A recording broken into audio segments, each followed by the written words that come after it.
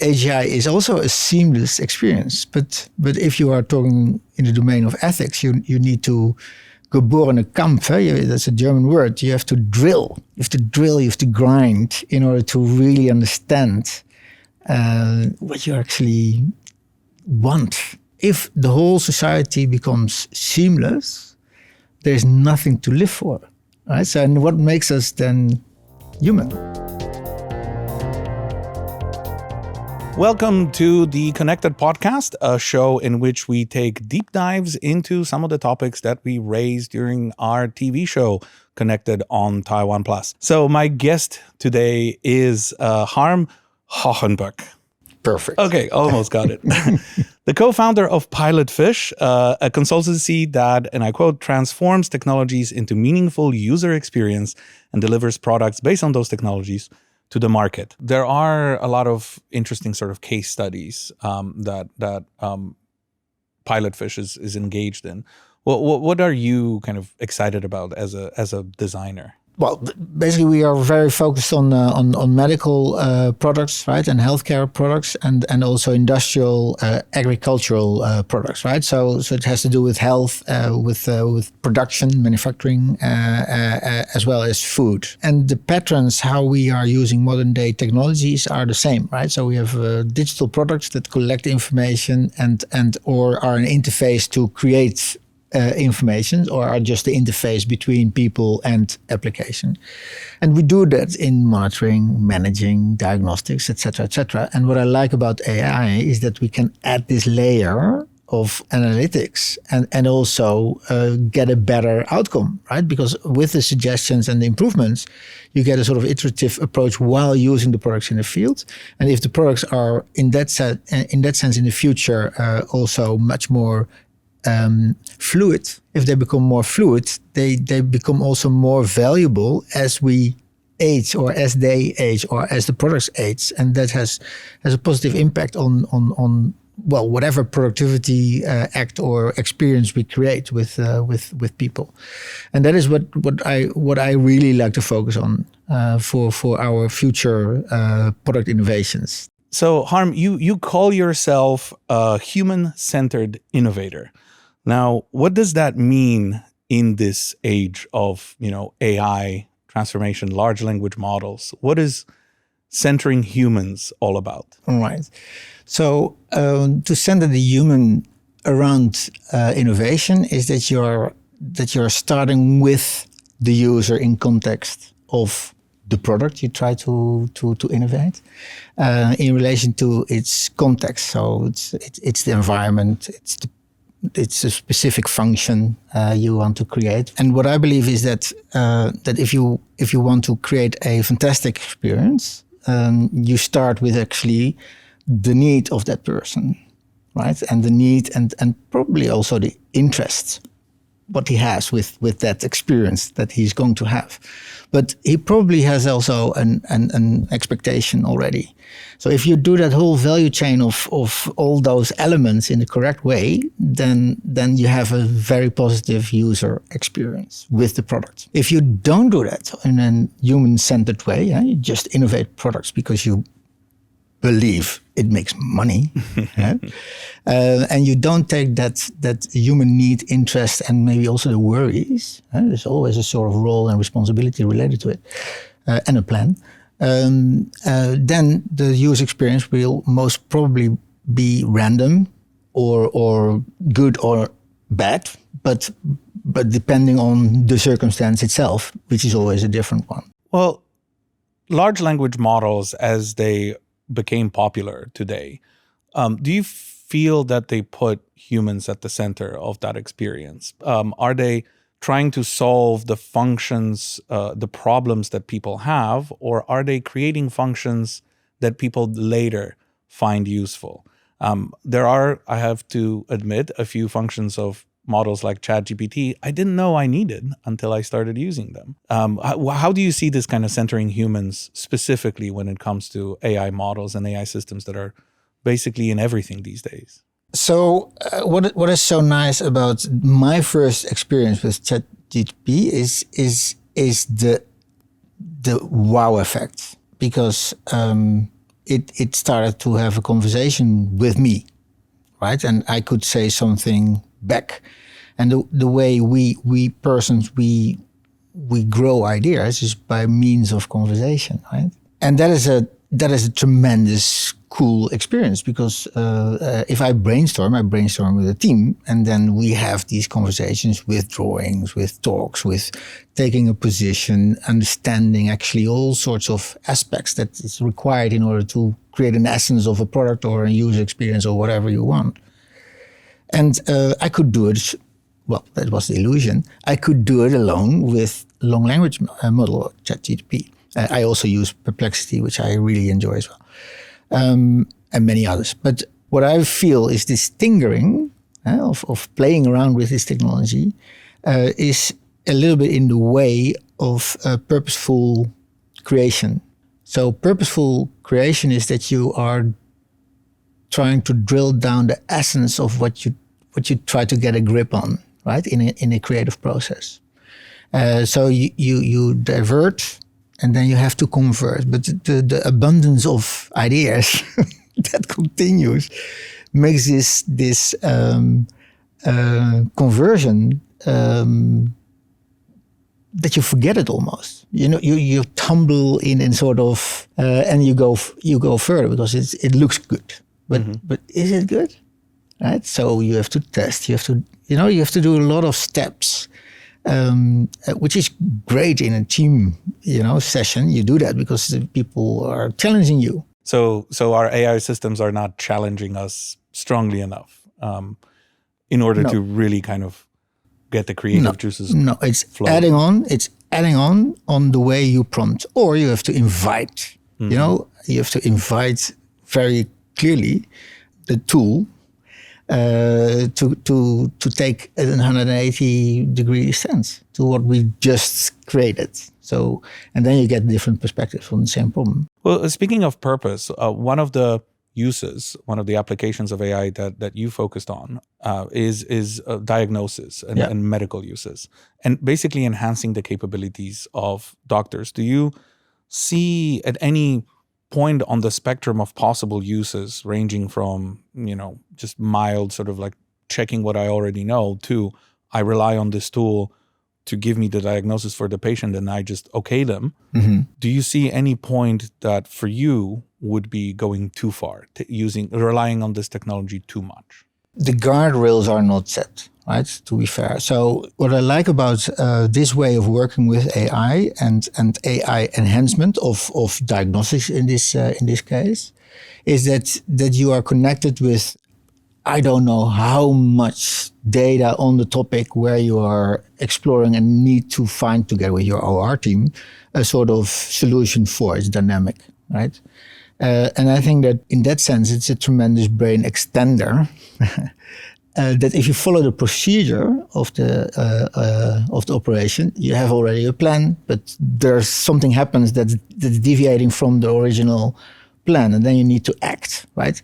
And surgeons are, of course, very experienced, and they know how to mitigate that crisis or whatever happens there. But if AI is there and it prevented that already from happening because it saw something based on all the data, so that we don't have that crisis there, then we are at a very good point.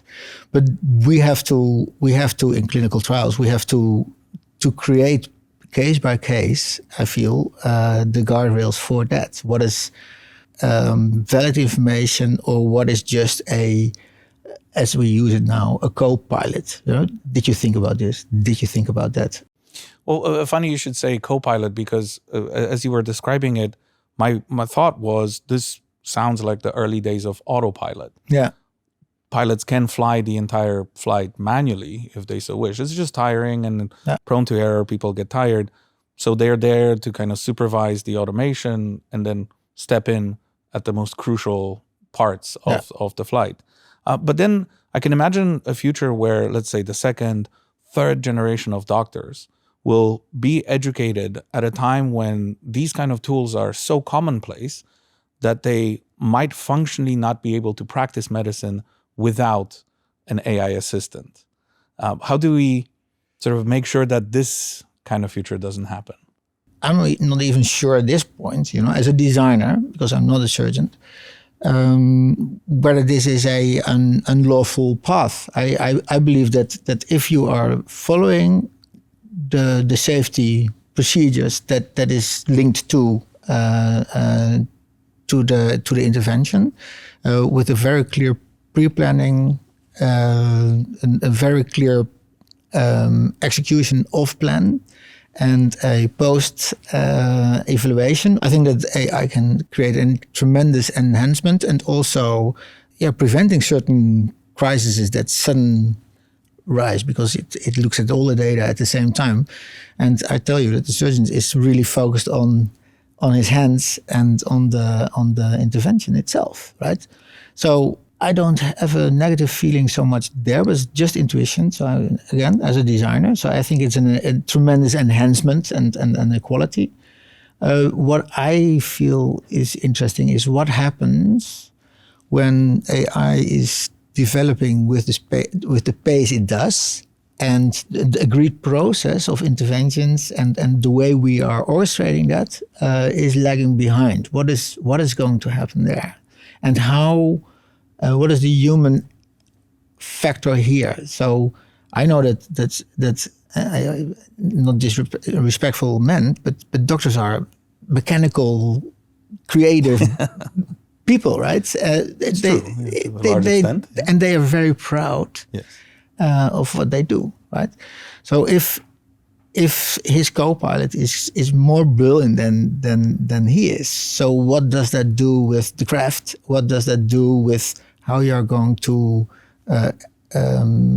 educate others, right? And how do you create new surgeons with the same kind of passion for the craft? Well, since you mentioned AGI, do you feel that the industry, as it stands right now, the big players who are pushing for the development that might eventually lead to AGI, we're hearing agents, possibly at the end of this year, maybe next year. Mm-hmm. Do you feel that they take the time and slow down enough and think about the relationship between the human user and that system, or humans and sort of AGI at large? Or is it still the way they used to function, in decades past, which is famously move fast and break things? Because it seems like the kind of technology where moving too fast might have disastrous consequences.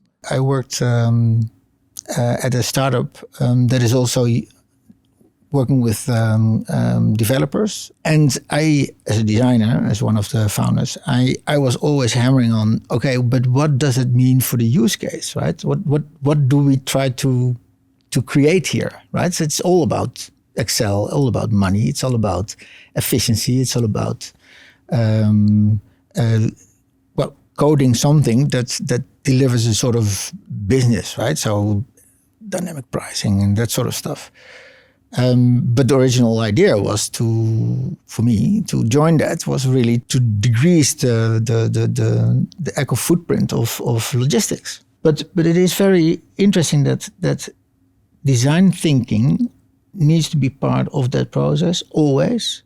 And I believe also that because I thought about this, because AGI is such a different animal, that this way we do medical rigorous safety testing for medical applications with rigorous testing, right? And at the end you do it with summative testing. So is it a possible way that we are looking at this tech not from a tinkering kind of way, explorative, and before you know it, we created a sort of an uncontrollable huge beast. But we are really using these technologies per isolated domains, and that is how we are doing sort of a living lab kind of test and improve from there, right? So that was my idea. Can we not use a design thinking like we did or we still do in the industrial design, but also other designers do that you get a lot of different experts from different disciplines in one room in order to discuss what are we creating here, and what is the essence, and what is what we are at the end of the day going to get out of it. Because right now it's really like you can do this, you can, it's a long language model, you can do everything, and then with the cameras and the image recognition, patterns, emotion, all those techs combined create something fantastic. But what is the purpose? Why do we want it, right? So the application should be a very conscious process. Do you feel that there are enough people like you, basically? Because from what I see, it seems that a lot of people who talk about this are, as you say, either engineers who are interested in what can we do, what is possible, or entrepreneurs who are thinking like, how can that I monetize this? How can I turn that into profit?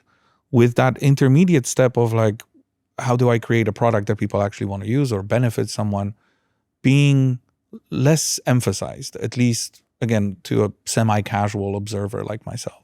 I think that there are a lot of research is done in this domain also, that it's happening, but we are so in the early phase with a technology that is developing so quickly that we are in a sort of parallel universe, right? So there are so many different developments at the same time in different silos or whatever it is. But they somehow also can relate or connect. But we don't have a hierarchy. We don't have a structure. We don't have a goal. And so for me, it's not yet a playing field where we are using technology to innovate the way we organize ourselves. In a very pleasant way, that the quality of life is taken into account to be improved in a democratic way, because it should be for everybody. Well, a lot of people who do talk about designing AI systems that are for people and that center humans often talk about, having human in the loop. So there is always some kind of oversight, some kind of interaction, some kind of feedback. What about cases where people don't want to be in the loop? I mean, I would, for example, love nothing more than to automate away doing my taxes completely. Yeah. I don't want to be involved in that. Yeah.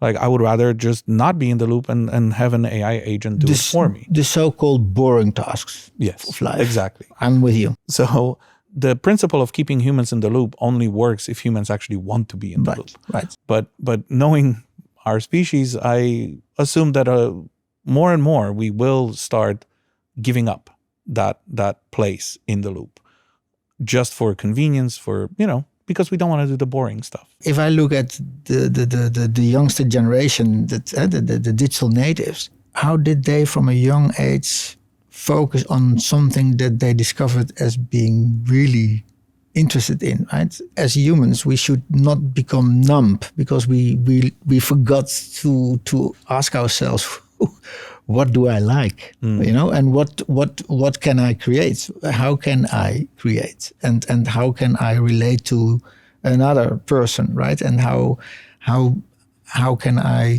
challenge that other person to have a sort of interaction, because it is also part of human to have fights and to feel angry and upset and to be super happy because you achieved something or you conquered something, and this, I'm a designer and everything what I do and our teams also is actually to create seamless experiences, right? So AGI is also a seamless experience, but if you are talking in the domain of ethics, you need to geborene Kampf, that's a German word. You have to drill, you have to grind in order to really understand what you actually want.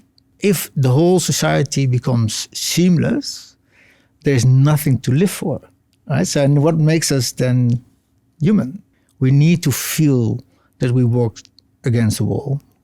We need to learn to fight, to know ourselves, right? Because what is life others? What is life else? If that you are not interested anymore to learn who you are. I guess this is one of the ideas that is put forward by some futurologists who predict that AI will be our last invention, not because machines will take over and we'll have a Terminator situation on our hands, but more because we will lose the drive to innovate, to explore, if we let AI systems do it better, more efficiently, faster than we do. Yeah. Are you afraid of that kind of future?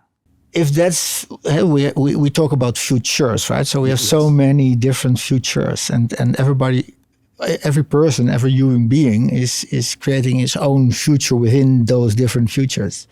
So I'm not so really afraid for that, but there are many, for generations, as long as mankind is around, there are really people interacting with life. They are proactive, and they are all there, right? And you have, of course, the more relaxed human beings who are not so adventurous. If you are creating a society of indifferent people, because we don't know anymore how we relate to the world around us, it's lost. You are probably in a very unsafe or unsatisfying space.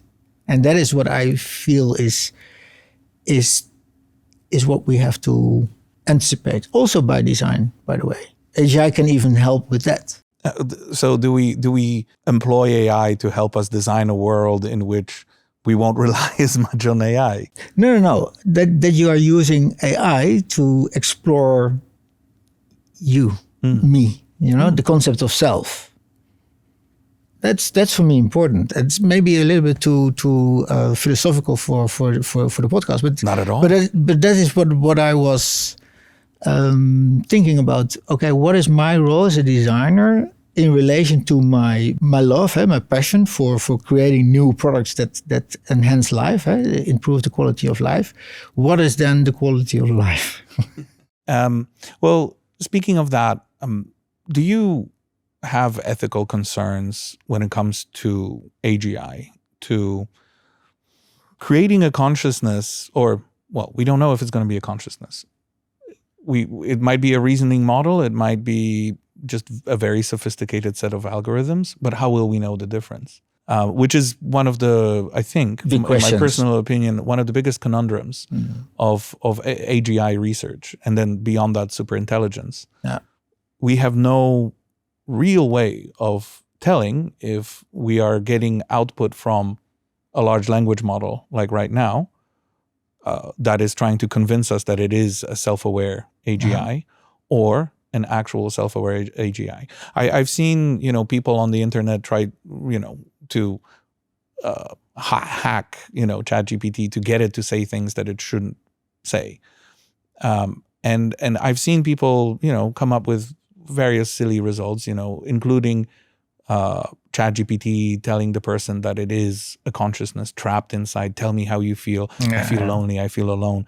This is expected results. So, the model produces the result. It's not very believable, right? Exactly. Not very credible. Yeah. But whenever I see things like that, my first question is like, well, what if it means it? Do we have an effective way of telling the difference?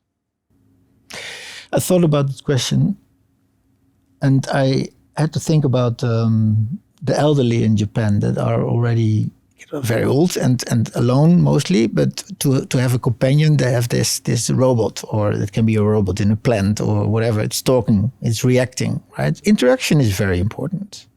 And whether you know that you talk to a conscious person or not, if it's in that harmless domain of illusion, but for one person, then it creates some sort of quality of life for this lonely elderly person.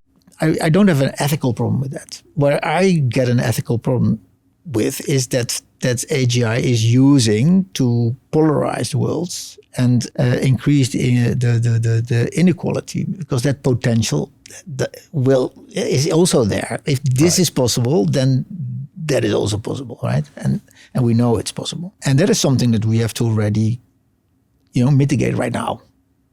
And if we don't do, because politics is always slow, right? If we don't do that right now, and I feel that this is the biggest problem, we don't. And we cannot have that. We cannot leave that to the cloud lords to regulate that, because we know what they want. And that is for me I'm always a very positive person, but that is for me the elephant in the room. How are we going to organize it as societies? And what if our governments that represent us, right, in the democratic worlds, don't have the funds anymore to facilitate that safe haven for people, communities, and societies, because they don't have the money anymore? That would be crazy, no? So that is something that I think that we have to and the Europeans are doing quite a bit, but it's very difficult how to guardrail that, right? Why do you think Europeans are Well, we have the AI Act and that sort of stuff. So you have already thought processes that are limiting actually that side of the story, if you want. Where in China and now in the US, the regulation is actually easing up because of the agenda. So what's your best case scenario when it comes to the humans living alongside AGI, artificial intelligence in the future? My responsible role as a designer, in a way, is that I like to use it to really, like we do with everything, to use it as a sort of humanizing technology. And the technology is, in this case, AI, and we apply it to a certain domain or product, not to a society, right? Or not to systemic patterns and steering, manipulating, or whatever you can do, because it's all possible, right?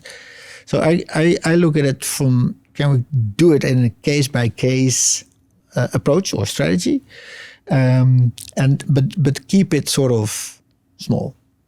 And I believe also that if you do that, we are going to learn so much about the capabilities of what is AI and AGI, and maybe later the AI singularity, so that we can purposely create guardrails that we already saw in these tinkering small projects, and how the interaction between objective users, outcomes is going about. Because if you leave it up to the code, then whatever you brief the code on is going to happen, right? And that's not a fair starting point, I would say. Well, definitely would make it more difficult for future generations if that's the starting point that we leave them.